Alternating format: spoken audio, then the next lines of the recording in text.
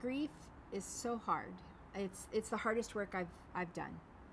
Grieving the loss of Matthew is the hardest work I've ever done. I was not prepared for how hard grief was going to be. It's been a loss we've experienced as a family.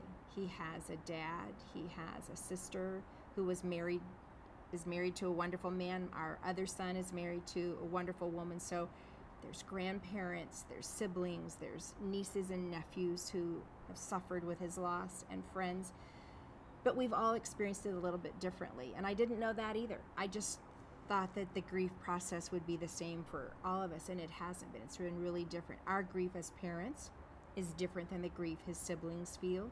It's not a matter of like more or less. It's not like there's this scale where you could say, well, my grief is harder than your grief, or or your grief isn't as hard as mine. It's not that there's a scale. It's just it's different depending on your relationship. Nobody knows what it's like to lose a child in our family except me and Rick. We're the ones who lost a child.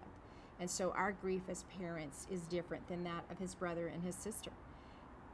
Understanding that has helped us as we've grieved as a family. Somebody gave me the analogy that was so helpful to me early on, and they said it's like if you could imagine your family gets on a bus together and is heading off to a city, a few hundred miles away. And when you get to that city, you then start evaluating with each other, hey, did you see that mountain range on the left-hand side of the bus? And one person goes, I didn't see that at all. And you're like, well, how could you not see it? It was right there. Or somebody else say, did you notice that really rough patch of road that we went over? And the other people in the bus are going, no, I didn't experience that at all. When you realize that your experience of the bus trip varies based on where you were sitting in the bus, then suddenly you can go, oh, yeah, I didn't see what happened out of the left-hand side of the bus because I was sitting in the rear on the right. No wonder I didn't see that. And so as we take that and apply that in our family as we've grieved, it's helped us not judge each other, to not say to each other, well, why don't you feel this? This is what I feel, or I experienced it like this. Why don't you experience it this way? It just depends on where we were seated in the bus.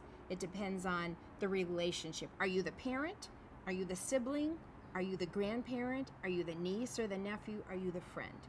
And when we've known that, it's allowed us to give each other grace, to not expect each other to feel the exact same thing at the exact same moment that another family member is. It's probably one of the most helpful pieces of advice anybody gave us as a family grieving together.